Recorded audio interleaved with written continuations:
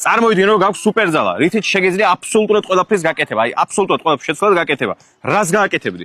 ერთი სუპერძალა მქონდეს, ვიქნებოდი უჩინარი. თქვა უჩინარი ხარ, რას გააკეთებდი ამ სუპერძალით?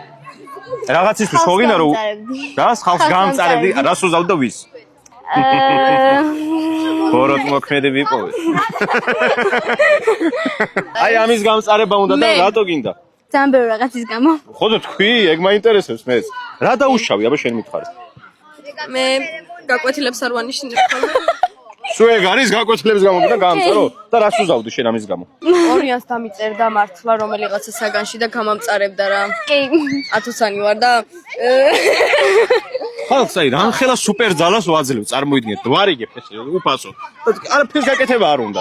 იმასე გითხრათ ვერ გავიგე რას გააკეთებდით, მაგრამ ნებისმიერ რაღაც გაკეთება შეგეძლია. აი ესე იზავ და ყველაფერი გაკეთდება.